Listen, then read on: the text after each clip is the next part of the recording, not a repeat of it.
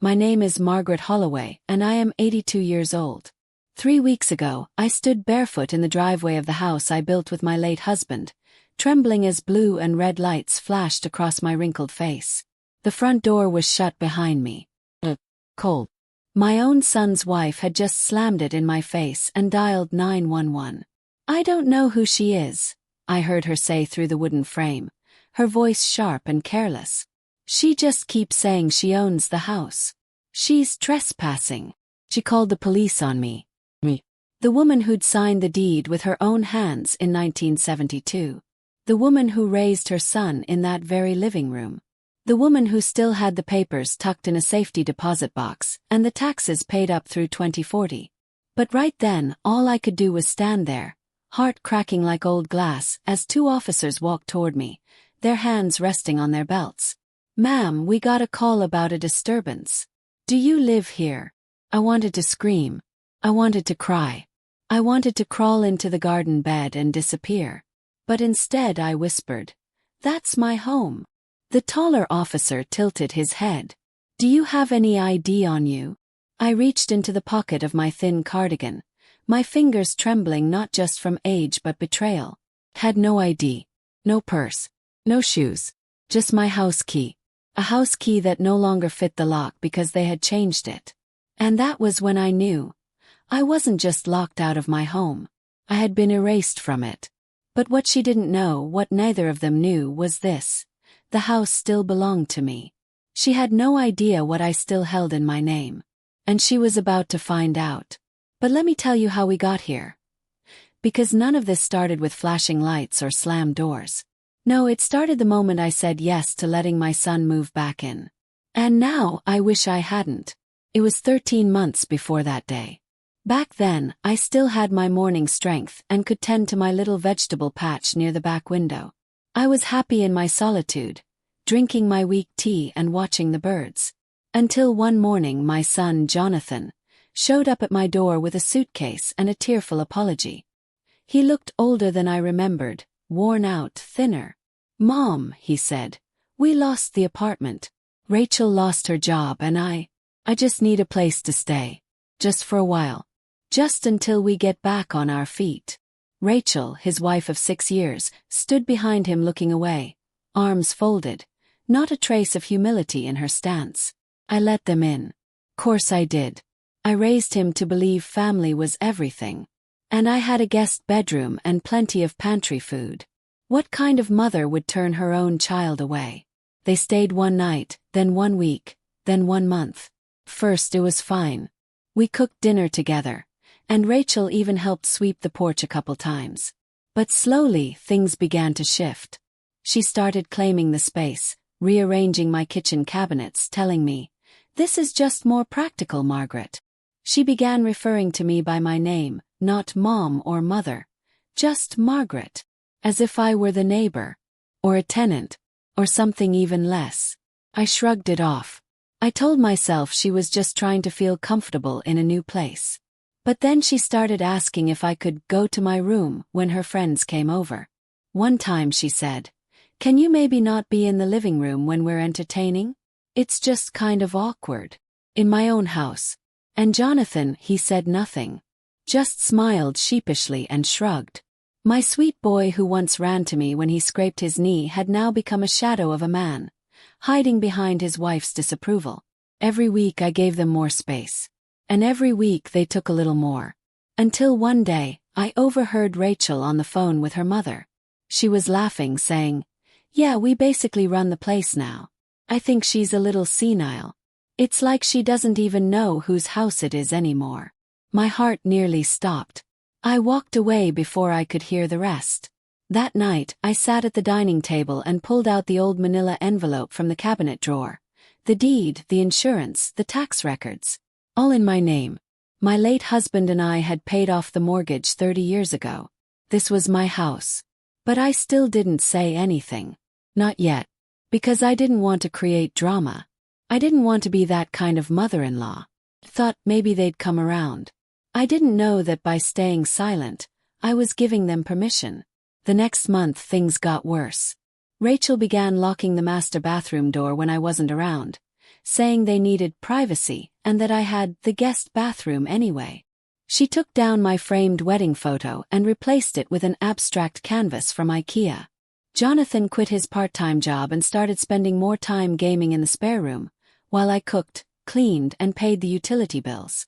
One afternoon, Rachel looked at me and said, "Margaret, you're lucky we let you stay here. Honestly, Jonathan and I have been more than generous." I stared at her. The audacity. I almost dropped the teacup in my hand. "Let me stay," I repeated softly. She scoffed. "I mean, come on. You're not exactly keeping up with the bills or the upkeep. We've practically taken over the place. We're even thinking about renovating." I wanted to scream, but my voice felt stuck in my throat. And Jonathan, standing behind her, just looked away. That night, I wrote a letter to my lawyer. I told him to prepare everything: copies of the deed, ownership affidavit, title history. I wasn't going to be pushed aside any longer. But before I could act, she made her final move. It was the morning I returned from a 2-day church retreat. I stepped onto the porch, and my key no longer fit. The locks had been changed. I knocked gently. Rachel opened the door with a forced smile. "Oh, Margaret," she said sweetly. "We weren't expecting you. You really shouldn't just show up like this. It's kind of disruptive." I blinked. "This is my house." Her smile dropped. "I'm sorry, but Jonathan and I decided it's no longer working. We'll send your things to you. You're free to visit, but you can't just barge in uninvited." She began to shut the door. That's when I placed my foot in the frame. "You don't own this house," I said. And that's when she laughed. "Then why don't you call the cops?" I didn't have to. She did. And now I stood in front of 2 officers, trembling. But Rachel didn't know I had just left my lawyer's office the day before. And in my purse, the one she tossed into a trash bag and left on the porch, were the documents she never saw coming. It was time she learned exactly whose name was on the deed, and what I planned to do with it. But first I had to survive what came next. Because the moment the officer's radio crackled and he turned toward me with narrowed eyes, I realized Rachel might have told them more than just a lie. She might have set me up completely. And the truth was about to explode. The officer took a step closer, hand hovering near his belt. "Ma'am, we're going to need you to stay right where you are." My breath caught. "Is there a problem?" I asked, my voice barely above a whisper. He looked at his partner, who gave a slight nod. Then he said something I'll never forget. "We were told you might be unstable. That you've been acting confused, possibly aggressive toward the residents here." Confused. Aggressive. The words spun in my ears like sirens. Rachel had painted me as a threat. Not just a nuisance.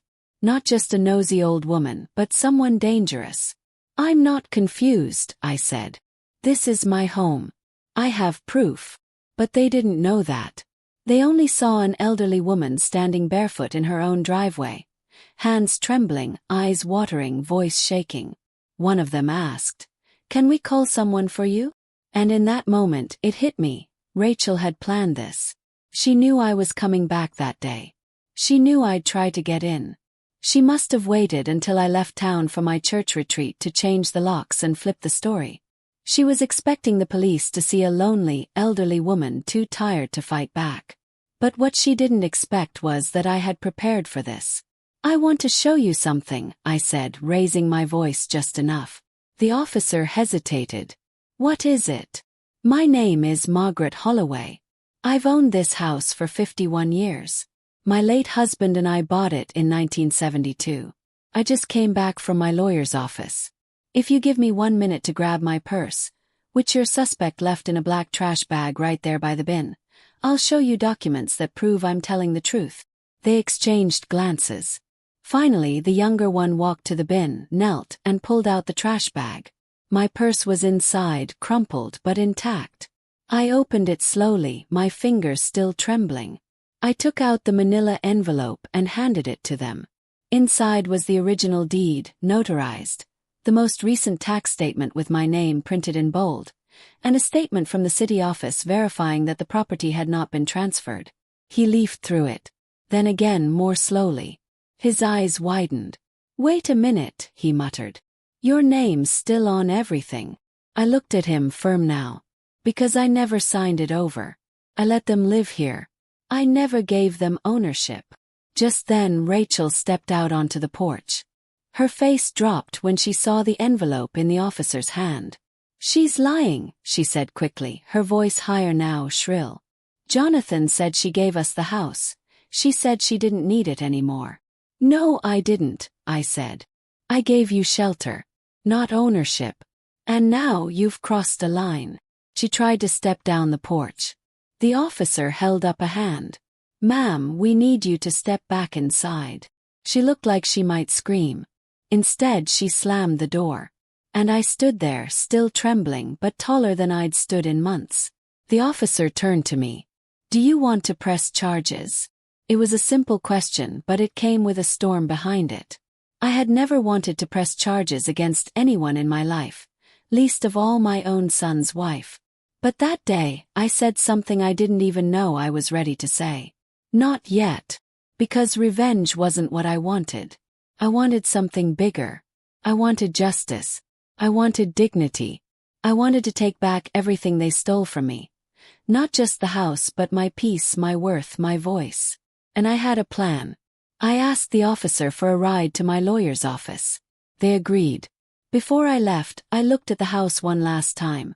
The curtains I'd sewn by hand, the flowers I had planted, now trampled. And behind the glass, Rachel watched me with a face like stone. She still didn't know what was coming.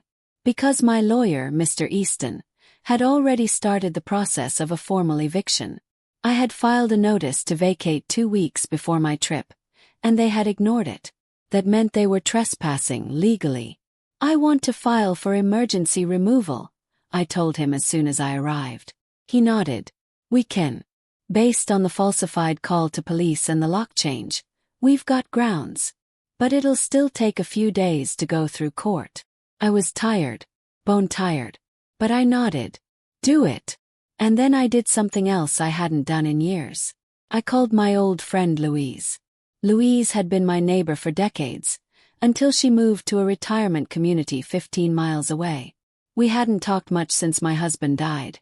I'd closed myself off a bit, but I remembered what she told me years ago. "If you ever need a place to breathe, just call me." So I did. She answered in 2 rings. "Margaret. Oh my goodness, is that you?" I burst into tears. Within the hour, I was sitting in Louise's guest room with a cup of chamomile tea, staring out at her quiet courtyard. I felt safe for the first time in months. But I also felt angry. Not loud, shouting angry. The kind of anger that bubbles beneath the skin and says you've let this go too long. That night, I wrote in my journal. They stole my home, my trust, and my silence. But they forgot one thing. I built this life. And I'm not done building. The next day, I got a call from Mr. Easton. "They filed a counterclaim," he said. "What?" "They're claiming you're mentally unfit. That you've been confused. That you voluntarily signed the home over to them years ago, but forgot." I felt the heat rise in my face. "They have no documents," I said. "I know," he replied. "But they're stalling. And trying to paint a picture. They want the court to believe you're not well." It wasn't just betrayal anymore. It was war. Louise helped me prepare. We found a doctor who had been treating me for years, who wrote a letter confirming I had no signs of mental decline. I recorded everything, every memory, every transaction, every date. And I wrote a letter. Not to Rachel. Not to Jonathan. But to the judge. In it I said, "I may be old. But I am not invisible. I am not confused. I remember every nail I hammered into that house's walls, every night I stayed up with a crying child, every Christmas tree in the corner of that living room. I'm not a guest. I am the owner." We submitted everything. And then we waited.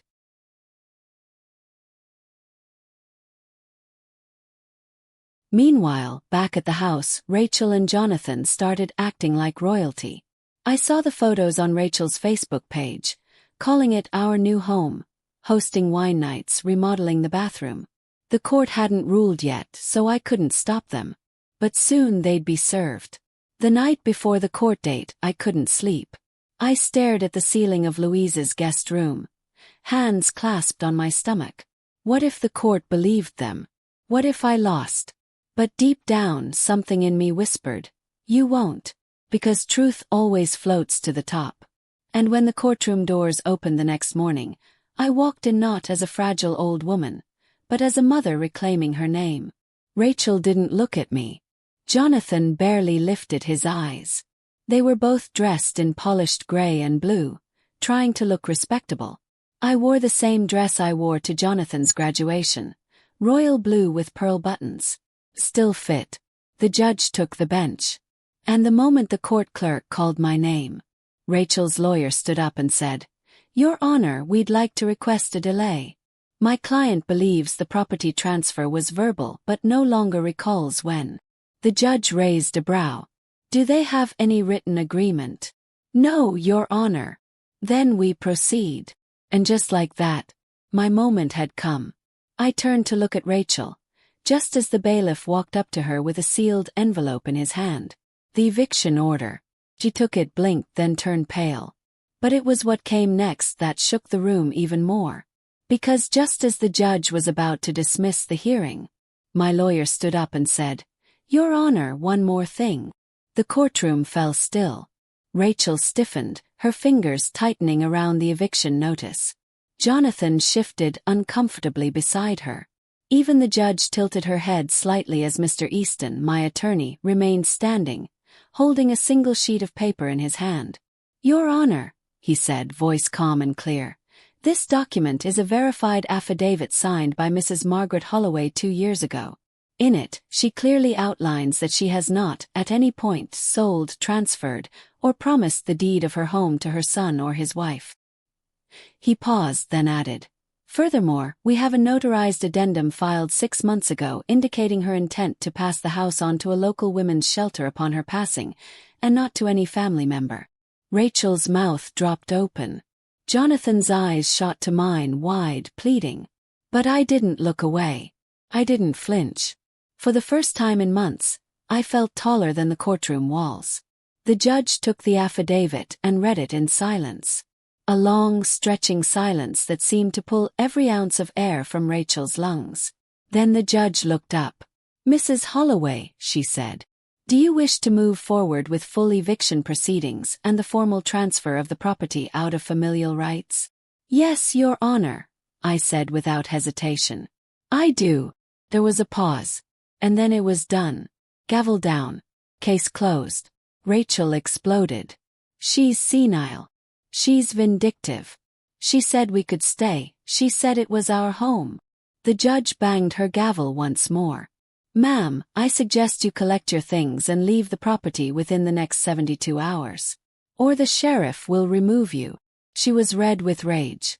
Jonathan looked like a little boy again. Lost, cornered, humiliated. He didn't say a word. I gathered my papers, turned, and walked out of the courtroom. My knees ached. My chest was tight. But I was standing. And I was free. That night, back at Louise's, I poured myself a glass of sweet tea and sat beneath her porch light, the crickets chirping in the warm July air. "I don't know if I did the right thing," I whispered. Louise sat beside me, reaching for my hand. "You didn't do the easy thing. But you did the right thing." I thought about that for a long time. Because it's true, there's a grief that comes with justice. You think it'll make you feel whole. But instead, it leaves behind ashes where love once lived. Yet, I didn't regret it. The next morning I drove by the house. Not to gloat, not to spy, just to look. The curtains Rachel had bought were drawn. The garden was overgrown. The mailbox I painted 10 years ago had been dented. But it was still my home. And it was coming back to me. I didn't step out of the car. I didn't need to. Because I knew what would happen in the next 72 hours. And I wasn't done yet. 2 days later, I met with Mr. Easton again. "I want to update the shelter transfer plan," I told him. "I want it to go into effect sooner. And I want to put it in a trust." He looked at me surprised. "You're giving up the house now?" "Yes. But on my terms." I'll stay there until I pass. After that, it belongs to women like me. Women who've been silenced, pushed out, told they're too old or too weak to fight. He nodded slowly. That's powerful, Margaret. Smiled. It's personal. The eviction went through. On the third morning the sheriff came. Rachel refused to open the door at first. But when the deputy threatened to bring in a locksmith, she caved. She came out yelling, calling me a monster, an old hag, a liar. But I didn't say a word. Jonathan followed behind her, carrying 3 duffel bags and a look I'll never forget. Not anger, not shame. Just regret. We didn't speak. He walked to his car. And for a moment he paused. And what he revealed next would destroy everything Rachel thought she had control over. Looked at me. I waited, holding his gaze. Mom, he finally said. I didn't mean for it to go this far. But I didn't give him the comfort he expected. Because this wasn't a misunderstanding. This was abandonment wrapped in politeness. You made a choice, I said simply. Now live with it. And then I closed the door, my door. For the next few weeks, I tried to find my rhythm again. I scrubbed the kitchen from top to bottom. I removed every piece of Rachel's decor. I aired out the house and repainted the walls a soft peach, the same shade from 1973. But the house didn't feel the same. Felt hollow. Not because of the absence of people, but because the people who once made it feel like home, my son, my husband, were now only memories or ghosts of disappointment. One morning, as I sat by the window with my tea, I thought about selling the house immediately. Maybe moving closer to Louise. Maybe starting fresh. But then something happened. Letter came. Addressed to me, in Jonathan's handwriting. Inside was a folded note, plain and short. Sorry. Rachel left. I don't know what to do. I don't know how to be your son again. But I want to try. If you ever want to talk. I'm staying at the motel off Route 14. Room 16. Jonathan. I stared at it for a long time. Because as much as I wanted to burn it, tear it up, or throw it in the trash, part of me still missed my boy. But that part was tired, wounded, scarred. And before I could even process what to do next, there was a knock at my door. Not from the front, but from the back. The garden entrance. I frowned, heart quickening. No one ever used that door. It was behind the old shed, nearly hidden by the hydrangea bushes. I moved slowly, gripping the edge of the wall for support. Another knock. Then a voice. Margaret. It's me. Rachel. My breath caught. I wasn't ready. She wasn't supposed to come back. Not alone. Not without warning. And definitely not from that door. I opened the curtain just a sliver, and what I saw made my blood run cold. Rachel wasn't alone. She had 2 men with her. And one of them was holding a crowbar. I stepped back from the window, my heart hammering against my ribs like a drum in a war march. Rachel. My back door. With 2 strange men. And a crowbar. My mind raced. Were they here to threaten me? Intimidate me into reversing the court order? Or were they planning something worse? The late afternoon sun filtered weakly through the dusty curtains. Outside, Rachel stood with her arms crossed like a woman who believed the world owed her. The man with the crowbar was bald, heavily tattooed, and chewing on something. Gum or menace, I couldn't tell.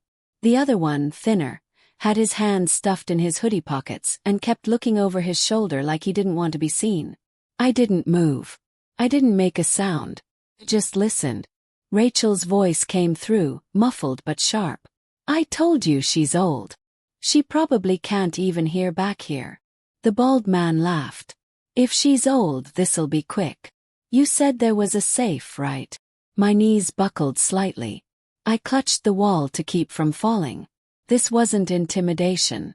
They were here to rob me. No, to invade me.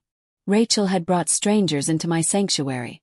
My husband's house, my life's memories, with the intention of ripping it apart for whatever scraps she thought I had. I reached for the nearest thing I could grab. A rusted fire poker by the fireplace. My hand trembled as I wrapped my fingers around the cold metal. The back door rattled. The knob turned, locked, thank God, and then came a sharp bang. The man with the crowbar had started working. Bang, bang, bang. The old frame wouldn't last long. I backed up, heart pounding, unsure of what to do. I had no phone in the living room. My cell was charging in the kitchen. If I ran for it, I'd expose myself. Another bang. And then glass shattered. The crowbar had hit the lower window pane beside the door. Rachel squealed with laughter. "You idiot! Not that one." I made a choice. I bolted toward the kitchen, grabbed the phone, called 911. The operator answered in 2 rings. 911, what's your emergency? I dropped the fire poker and said in a low, steady voice, "My name is Margaret Holloway. I'm 82 years old. My son's estranged wife is trying to break into my home with 2 men. One has a weapon. They've already broken a window. Please send officers to 1106 Brookside Lane. Back entrance. Hurry." I heard the woman confirm. I didn't wait. I put the phone on speaker and slid it into my apron pocket. They were almost in. I could hear them laughing, teasing each other about who'd go in first. I reached into the pantry and grabbed a can of wasp spray. I remembered Louise telling me once it shoots 20 feet. Better than pepper spray in a pinch. Then I crept back toward the laundry room that faced the back garden. And waited. Rachel's voice rang out again. "Come on. She's probably hiding under a bed by now." Ring, ring, crack. The lock snapped. I held my breath. The door creaked open. And there they were. Rachel stepped in first, heels crunching on broken glass, looking around like a queen returning to her castle. "Margaret," she called out sweetly. "Oh, Margaret, we're just here to talk." The men followed behind her. But I wasn't under the bed. I was standing behind the laundry room door with my finger on the spray trigger. As they rounded the corner, I stepped out. I sprayed the wasp killer directly into the tattooed man's face. He screamed, dropping the crowbar and stumbling backward. The thin one cursed and ducked behind a chair. Rachel screamed, "What are you doing?" But I didn't flinch. "Get out of my house," shouted. "The police are on their way." I sprayed again, just a warning shot across the floor this time. The tattooed man was crying, rubbing his eyes. "You crazy old witch." Rachel shoved him. "You were supposed to handle this. This was your idea." They turned to flee, but it was too late. Blue lights already flashed through the front window. Sirens. Rest. Loud. My knees gave out. I collapsed to the floor, weeping with relief as the officers rushed in, guns drawn. They shouted commands. "Hands up! Drop your weapon! Face the wall!" And in less than a minute, it was over. They were all in cuffs. Rachel was screaming, cursing, blaming everyone but herself. The men didn't even try to resist. The one I sprayed kept sobbing. I didn't know it was her house. She said it was hers. An officer helped me to my feet. "Ma'am, are you okay?" I nodded, but my hands were shaking so hard I couldn't hold on to the doorknob. They took statements, photographs. They checked my eyes, my pulse, my breathing. I sat on the porch swing, the one Jonathan built with me when he was 12, and tried to remember how to breathe. It wasn't until after they drove off that I noticed something wedged under the doormat. A folded piece of paper. I picked it up with trembling hands and opened it. It was a torn receipt from a pawn shop. And on the back, scrawled in Rachel's handwriting, were the words, "Don't think this is over, you bitter witch. You ruined my life. I'll make sure you suffer." I stared at it, letting the weight of the threat sink in. But something inside me, something deeper than fear, rose up like a wave. 'Cause it was over. Rachel was behind bars. The men were charged. The house was secured. And I had every legal right and piece of evidence on my side. She thought she could make me suffer. But she didn't realize. I had already survived more than she could imagine. The next day, I replaced the broken window. Louise came over with muffins and flowers. The neighborhood watch lady stopped by with a sympathy card. Word had spread. The town knew what happened. And I wasn't ashamed. I had been violated. But I had fought back. Still, something was gnawing at me, something not yet resolved. Jonathan. Where was he in all this? Why hadn't he stopped her? Why didn't he warn me? That evening, I drove to the motel he had written about. Room 16. The hallway smelled like stale cigarettes and broken promises. I knocked twice. No answer. Knocked again. Finally the door creaked open. And there he was, sunken-eyed, sleepless. "Hello, Mom," he whispered. And when he stepped aside to let me in, I saw something that knocked the air out of me completely. Behind him was a little girl, 5 or 6, clutching a worn-out teddy bear. With his eyes. She looked up at me with wide, searching eyes. Brown like Jonathan's but sharper. She clutched the teddy bear like it was the only thing she had left in the world. My feet froze in place. Jonathan turned away, ran a hand through his overgrown hair and whispered, "Her name is Emily." I couldn't speak. Could barely breathe. Emily. A granddaughter I didn't know existed. A child who had never once stepped foot in the home I raised Jonathan in. A child he never told me about. A child Rachel never mentioned. Not once in all her arrogance and cruelty. I dropped into the faded motel chair by the sink, hand trembling as I reached for my chest. "Why, Jonathan?" He leaned against the wall, looking as if gravity was punishing him. "She's mine. Rachel didn't want you to know. She said it'd make things more complicated. She told me you'd never understand." I stared at him, stunned. What was there to understand?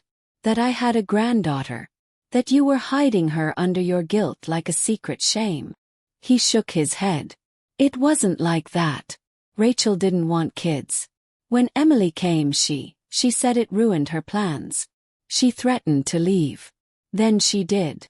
I glanced at the child. She was quiet, watching our every word, her fingers running over the edge of her bear's ear. "She didn't just leave," I said, piecing things together. "She left Emily with you." Jonathan's face crumpled, and for the first time since he was a little boy, he began to cry. "I didn't know what to do, Mom," he whispered. "After you kicked us out after the court, I thought Rachel might come back. But she didn't. She just left a voice message saying she was done with both of us." I swallowed hard. "And you didn't call me." I was ashamed. "You were right about everything. I failed her. I failed you." We sat in silence for a long moment, broken only by Emily humming softly to her bear. "You didn't just fail me, Jonathan," I said quietly. "You chose someone who hated me. And then you watched as she erased me. You helped her erase me." He sank to the floor. "I know. I've thought about it every single night in this room." I looked at the child. She was still staring at me, as if trying to connect the pieces. Something in me softened. "Does she know who I am?" asked gently. Jonathan wiped his face. "I told her you were gone." Flinched. "Gone?" I whispered. He nodded. "Rachel said you moved away forever." I didn't correct her. I turned to Emily. "Hi, sweet pea." She blinked, then nodded shyly. "Do you know who I am?" She hesitated. "No." I smiled gently through the sting behind my eyes. "Well, I'm your grandma. I used to hold your daddy when he was just your size." Her lips parted. "Grandma," she echoed. "Yes, baby." She stepped forward slowly, still cautious, until she was standing just beside Jonathan's knee. She glanced up at him. "Can we go to her house?" My breath caught. Jonathan looked at me like a beggar in a storm. "Can we?" I didn't answer right away. Instead, I stood up, walked to the small kitchenette counter and ran the tap. The sink rattled. The water sputtered. Cold and rusty. This wasn't a place for a child. Emily deserved better. But so had I. And yet, even after everything they had done, I wasn't made of steel. I turned around slowly. "You can come. Both of you. But it's not your house anymore. Your guest. You'll follow my rules. And if I see one speck of Rachel's poison in you, Jonathan, I'll have the locks changed again." He nodded quickly, too fast. "You won't. I swear." I looked at Emily. But she stays with me. My room. My rules. No discussions. He blinked surprised but then whispered, "That's probably best." We left that night. I gave Emily a warm bath, brushed out her curls, and put her to bed in the guest room, the one that used to be hers all along. She fell asleep curled up like a question mark. And I stood in the doorway, praying silently that I'd never have to protect her from her own parents. The days passed quietly. Emily took to me like sun to morning. We planted tomatoes in the garden. We made banana bread together. She loved puzzles. She hated carrots. She slept with a nightlight and whispered her dreams to the teddy bear first, then to me. Jonathan kept his word. He got a job at the hardware store. He kept his head down. He apologized more times than I could count. But something still felt broken in him, like guilt had taken root in his bones. One evening, as Emily napped on the couch with a bear tucked under her chin, Jonathan came to the kitchen doorway. "I got a letter from Rachel," he said softly. I looked up from the sink. "She's still in jail." "Yeah, but she wants visitation rights. Not custody. Just visits." My skin went cold. "With Emily?" He nodded. I shook my head. "Absolutely not. She says she's sorry. That she wants to try. That she was overwhelmed. She brought criminals into my house, Jonathan. She threatened me. She abandoned her child. And now, she wants supervised visits like it's some weekend playdate." He sighed, eyes heavy. "I don't think she's changed, Mom. But Emily's starting to ask about her." That hit me hard. Because no matter what Rachel had done, and she had done plenty, she was still Emily's mother. The next day, Emily asked it herself. "Is Mommy ever coming back?" I bent down beside her. "Why do you ask that, sweetie? She used to say I was too loud. And now I'm quiet. Maybe she'll come back now." That shattered me. No child should think their personality is the reason their mother left. I held her tight. "Your mommy's not well," I said slowly. "And sometimes people who aren't well can't be good mommies. But that's not your fault, okay?" She nodded against my shoulder. "Okay." That night I cried in the garden. I cried for the years I lost. For the silence I endured. For the fact that I had to teach my granddaughter that abandonment wasn't her fault before she even learned long division. I wanted to protect her, shelter her. But I also knew I couldn't erase Rachel from her story. So I made a decision. I called Mr. Easton. And I said 7 words I never thought I'd say. I want to fight for full custody. Because if Rachel was going to come back, even from behind bars, I needed to make sure she couldn't just walk back into Emily's life with another tantrum and a sob story. Emily deserved stability. She deserved truth. She deserved someone who wouldn't lock doors and call cops and lie with a smile. Mr. Easton agreed. "It's not easy, Margaret," he warned. "You're elderly. They'll try to question your capacity. But if we prove Rachel is unstable and you've been Emily's consistent guardian, we have a case." He nodded. "Then let's build it." And we did. School records, pediatrician visits, photos, journals, even a testimony from the hardware store manager confirming Jonathan's character arc. For the first time I was on the offense. But just when things started to move forward, just when we filed the first motion in court, a new letter arrived. No return address. Just a thick envelope. Inside, printed in bold type, were 6 words. "You stole my life. I'm coming back." Attached was a photo of Emily, taken from a distance outside the grocery store just days earlier. I nearly fainted. Because whoever took that photo had been watching us. I clutched the photo with both hands, trying to breathe. It was Emily. No doubt about it. She was standing outside the local grocery store, wearing the pink sundress I had picked for her, holding the bag of apples we'd just bought. She was smiling. Innocent. But the photo had been taken from behind the row of parked cars. Someone had been watching us. And whoever it was had gotten close. Close enough to follow us. Close enough to threaten me again. The note was typed in block letters on cheap, off-white paper. But it didn't matter. I knew who it was. Rachel. She was out. Or someone was working on her behalf. I rushed to the front door and double-checked the lock. Then the back door. Then all the windows. I pulled Emily from her nap and brought her to my room, locking the door and drawing the curtains. When Jonathan returned from work, I met him at the porch. "She's watching us," I said without hesitation. "Someone is. And they took a picture of your daughter." He looked at the photo and went pale. "I thought the restraining order." Cut him off. "Restraining orders don't stop shadows. We need more than paper now." He nodded, jaw clenched. "I'll call the sheriff." We filed a report. The sheriff looked concerned but unsure. No return address, no witness, no visible license plates in the photo. "It's not enough to make an arrest. But we'll increase patrol near your house." I didn't sleep that night. Emily slept between us, clutching her teddy bear with both arms. I watched the hallway shadows stretch and dance across the walls. Every creak in the floorboards made my heart leap. The next morning I installed a security camera above the front porch. By noon there were 3 more, one on the garden side, one by the driveway, one in the hallway. Jonathan started walking Emily to school and back, never letting her out of his sight. I taught her a new rule. If anyone ever calls you by your name and you don't know them, you run to the closest adult. Don't look back. She nodded solemnly. "Even if it's Mommy." That broke me. But I said it. "Yes, sweetie.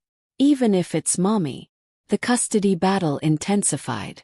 Rachel had a public defender now, claiming her rights were being stolen, and her child was being used as a pawn by an angry old woman. We presented everything. Court records, eviction files, police reports, abandonment evidence. But she played her part well, crying in court, pretending to be a mother who just needed help. The judge was a woman in her 60s. She looked at Rachel with soft skepticism. "You waited how long to file for visitation after disappearing?" Rachel sniffled. "I wasn't well. I had postpartum depression. No one believed me. Not even my husband." My lawyer stood up. "Your Honor, she didn't have postpartum depression when she brought armed men to the plaintiff's home and attempted a forced entry. That's not trauma. That's criminal intent." The judge blinked. Rachel went silent. The hearing was postponed pending a psychiatric evaluation. That bought us time. But not peace. Because that evening when I checked the camera footage from the back garden, I saw something that froze the blood in my veins.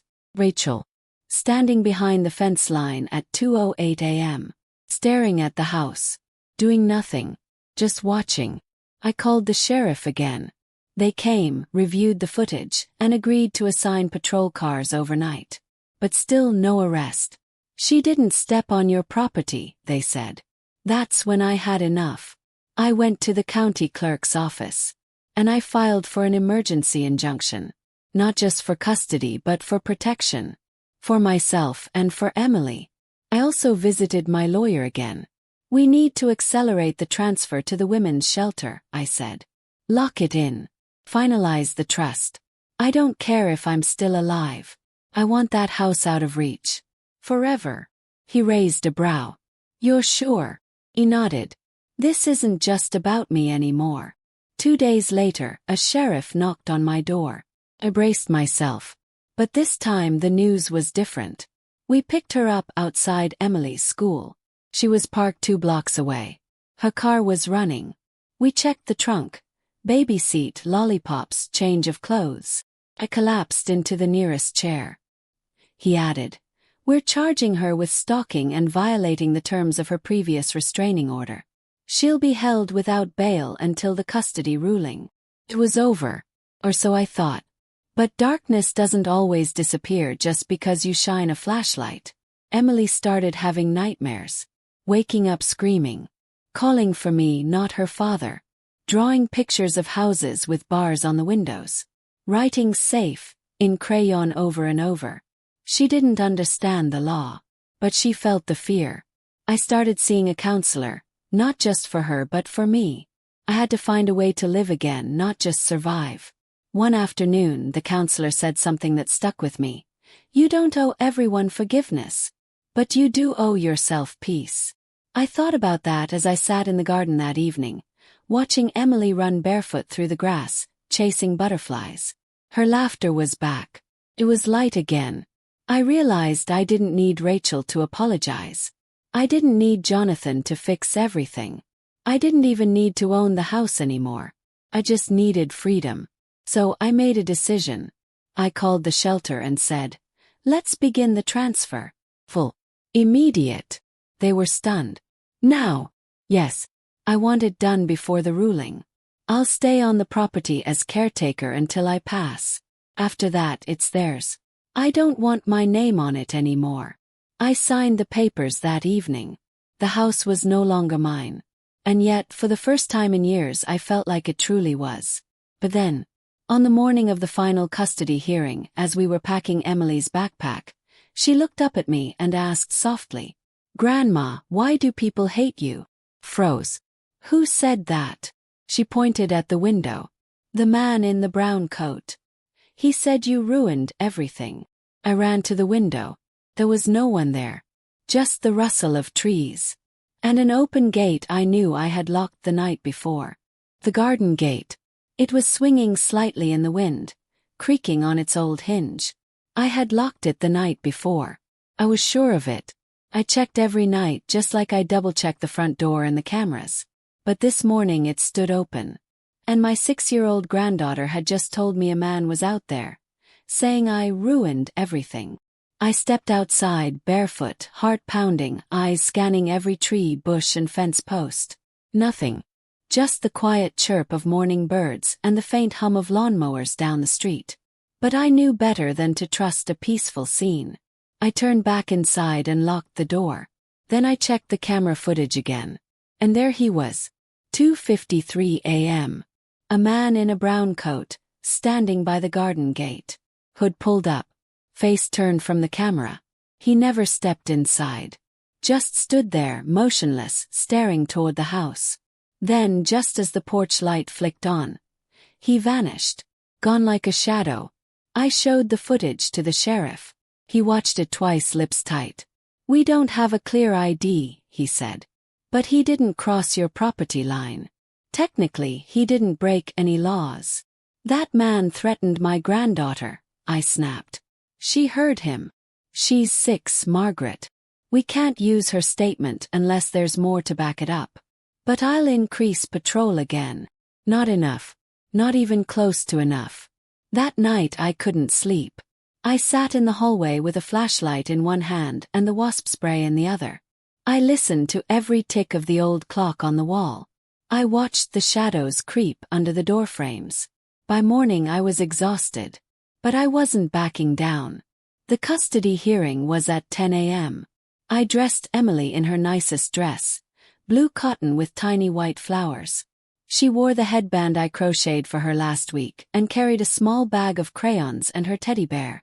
Jonathan met us outside the courthouse. He looked nervous, pale. "She's asking about Rachel again," he murmured. "If she'll come get her." "She won't," I said firmly. "But what if the judge?" "She won't. Because I had something Rachel didn't." File. Thick one. With testimonies, photos, receipts, psychological evaluations, statements from doctors and neighbors, even a copy of the restraining order violation. Mr. Easton had built a wall around us. One Rachel wouldn't climb. Inside the courtroom, Emily sat quietly beside me, coloring. Rachel entered 10 minutes late, dressed in all black with oversized sunglasses and a smug smile that curdled my stomach. She didn't look like a grieving mother. She looked like a woman playing dress-up with her next con in mind. The judge entered. And the hearing began. Rachel's attorney spoke first, claiming she had undergone counseling, regretted her absence, and sought reconnection with her daughter. I didn't flinch. My turn. Mr. Easton stood and laid out everything. Professional. Devastating. He ended with a single line. "Your Honor, the child has been in the consistent, stable care of her grandmother. Her biological mother not only abandoned her but posed a continuous threat. We ask for permanent custody, with no visitation rights unless supervised and approved by a separate psychological evaluation. The judge looked at Rachel. "Do you have anything to say on your own behalf?" Rachel stood up and scoffed. "She poisoned my child against me. She's a bitter old woman holding a grudge. I made mistakes, sure, but who hasn't? She's manipulating everyone just like she always has. I brought Jonathan into that house out of love, and she punished me for it." The courtroom was dead silent. Until Emily, sweet, quiet Emily, stood up and said softly, "She never hurt me. You did." Rachel's mouth opened and closed. Then the judge said, "That's enough. I've heard everything I need." 20 minutes later, the ruling came. I was granted full custody. Rachel was denied visitation until she completed a year of psychological treatment, submitted to drug testing, and passed a supervised parental evaluation. We won. We won. As the gavel struck, I held Emily's tiny hand in mine and felt it squeeze tighter. Outside the courtroom, Rachel was escorted away by 2 officers. She had outstanding charges from her break-in. Her final words echoed as they pulled her back. "You haven't seen the last of me, Margaret. You think this is over, but it's not. I'll burn that house to the ground before I let you keep it." Jonathan flinched. Emily clutched my waist. And I just stared her down one last time and said, "You don't scare me anymore." We returned home that evening, and for the first time in a year, I didn't check the locks 10 times. I didn't sit in the hallway with a weapon. I watched Emily dance in the kitchen as we made pancakes for dinner. But just as I was flipping the last one, the power went out. Total darkness. Emily gasped. Jonathan ran for the flashlight. I moved to the door. And in the distance, just across the street, was a single figure standing beneath the broken street lamp. Brown coat. Staring straight at the house. Then, the porch lights flickered back on. And the man was gone. The porch lights blinked twice before holding steady. But by the time I flung open the front door and stepped barefoot onto the porch, there was no one across the street. No coat. No shadow. No figure beneath the broken lamp. Only the wind. Jonathan came up behind me, flashlight in hand. "Mom, what did you see?" I stared into the dark. Him. Again. The man in the brown coat. He followed my gaze. But there's no one there. I stepped back inside, locked the door, and went straight to the footage from the porch camera. Nothing. No figure. No movement. No glitch. It was as if I had imagined it. But I hadn't. Because fear doesn't make you delusional. Makes you vigilant. And I had lived in fear long enough to know its shape by heart. I didn't tell Emily what I saw. I didn't want to scare her again. But I made her sleep in my bed that night. And I left every light on in the hallway, kitchen, and porch. The next morning, I drove straight to the county courthouse and requested an emergency property watch. The clerk gave me a tired look. "We've already got 3 active patrols in your area, ma'am." "I want cameras on the street poles," I said firmly.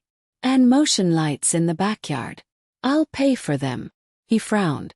"You can't request public surveillance unless a crime has been committed." I leaned in, my voice steady. "They're watching us. My granddaughter is 6.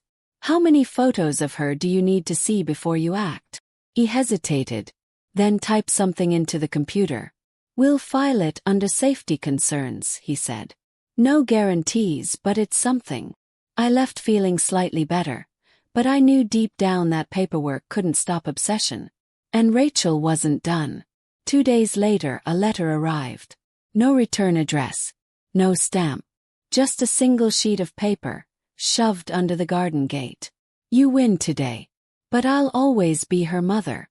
And she'll come looking for me one day." I stared at it for a long time. Rachel had never written anything that calm. It chilled me more than the threats. Because it wasn't about custody anymore. It was about legacy. I burned the letter in the kitchen sink. That night, I sat with Jonathan on the porch while Emily slept inside. He looked down at his hands. "I let her destroy everything." I shook my head.